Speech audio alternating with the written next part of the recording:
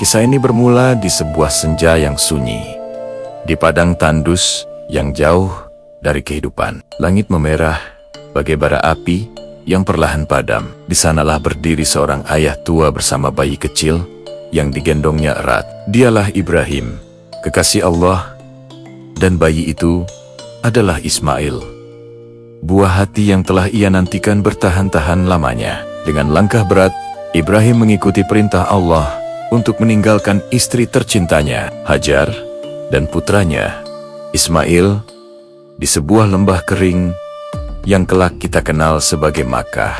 Tak ada air, tak ada kehidupan di sana. Saat Ibrahim mulai melangkah menjauh, Hajar menyadari bahwa ia benar-benar akan ditinggalkan. Dengan hati yang hancur, ia mengejar Ibrahim, menahan tangisnya. "Wahai Ibrahim, apakah engkau akan meninggalkan kami di tempat yang tidak ada seorang pun ini?"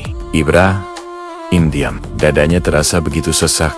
Ia tak sanggup menjawab. Hajar mengulangi pertanyaannya, dan tetap tak ada jawaban. Hingga akhirnya, dengan firasat seorang wanita beriman, ia bertanya, "Apakah ini perintah Allah?"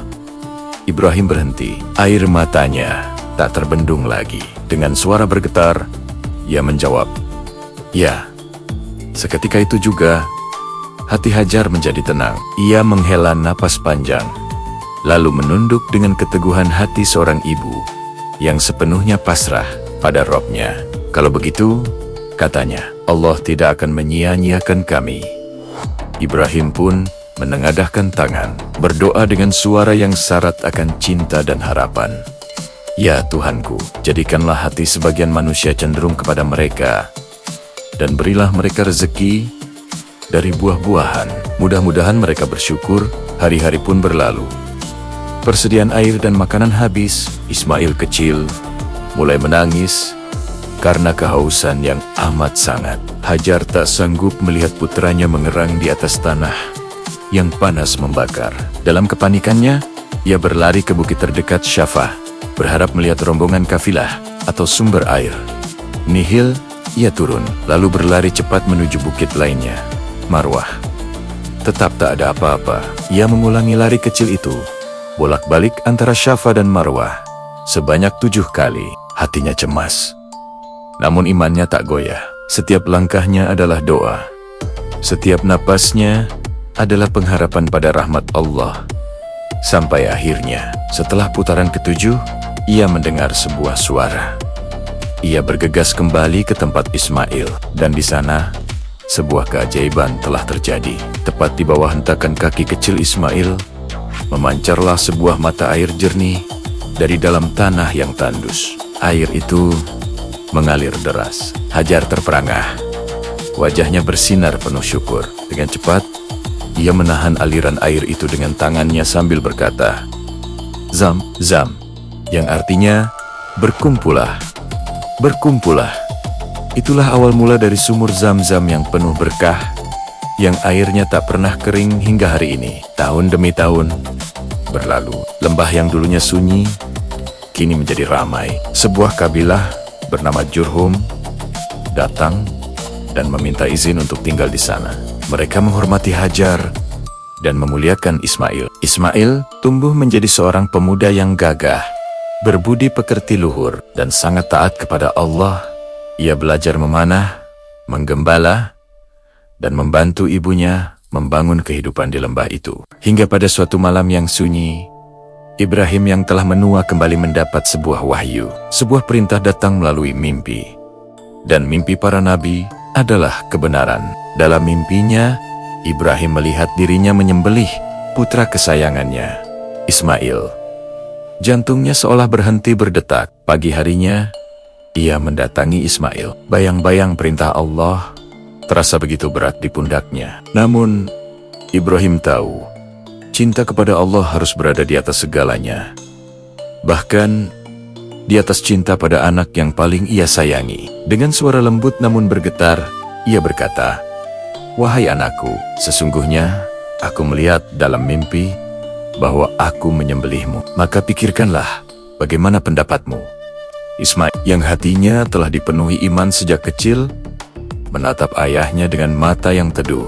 Tanpa ragu, Ia menjawab, "Wahai ayahku, kerjakanlah apa yang diperintahkan kepadamu. Insya Allah, engkau akan mendapatiku termasuk orang-orang yang sabar." Jawaban itu menembus relung hati Ibrahim. Air matanya mengalir, bukan karena sedih, tapi karena bangga dan haru melihat keteguhan iman putranya. Kini ia semakin yakin, ini adalah ujian cinta dari Allah untuk mereka berdua. Keesokan harinya, di sebuah lembah bernama Mina, ayah dan anak itu berjalan bersama. Langkah mereka terasa berat, masing-masing menahan gejolak perasaan yang tak terlukiskan. Di perjalanan, setan datang menggoda dari berbagai arah, mencoba membisikkan keraguan di hati mereka. Namun, Ibrahim dan Ismail mengusirnya dengan lemparan batu, sebuah tindakan yang kini kita abadikan dalam ritual lempar jumrah saat ibadah haji. Tibalah saat yang menentukan. Ibrahim mengikat lembut tangan Ismail, dan Ismail pun patuh tanpa perlawanan sedikit pun. Agar tak goyah saat melihat wajah putranya, Ibrahim memalingkan wajahnya. Pisau yang tajam ia letakkan di leher Ismail. Ibrahim menarik napas panjang, memasrahkan segalanya kepada Allah. Lalu dengan satu gerakan, ia menggerakkan pisaunya. Namun, keajaiban terjadi. Pisau itu tak sedikit pun mampu melukai kulit Ismail. Allah telah menahan ketajamannya. Ibrahim mencoba lagi dengan penuh kepasrahan. Namun hasilnya sama. Dan tepat pada saat itu, terdengarlah sebuah panggilan agung yang menggema dari langit.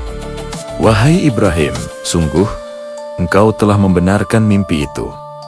Seketika, beban di pundak Ibrahim terangkat. Air mata kelegaan mengalir deras. Ia melepaskan ikatan Ismail dan memeluknya erat. Di samping mereka, dengan kekuasaan Allah, telah hadir seekor sembelihan yang besar sebagai tebusan pengganti Ismail. Pengorbanan mereka telah diterima. Ujian cinta dan ketaatan itu telah mereka lalui dengan puncak kesabaran. Hari itu, Allah mengabadikan kepasrahan ayah dan anak ini sebagai teladan agung sepanjang masa. Dan dari sinilah muncul syariat Idul Adha, Hari Raya Kurban.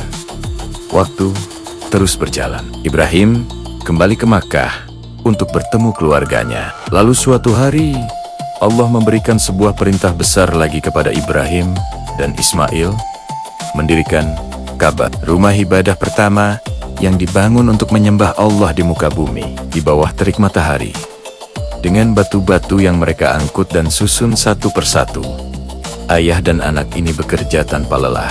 Lisan mereka tak henti-henti nia berdoa, "Ya Tuhan kami, terimalah dari kami amalan kami, dan jadikanlah kami orang-orang yang tunduk patuh kepadamu." Akhirnya, Ka'bah pun berdiri megah di tengah lembah, menjadi pusat tauhid dan kiblat bagi jutaan manusia yang beribadah kepada Allah hingga hari ini. Nabi Ismail kemudian melanjutkan dakwahnya di kalangan bangsa Arab.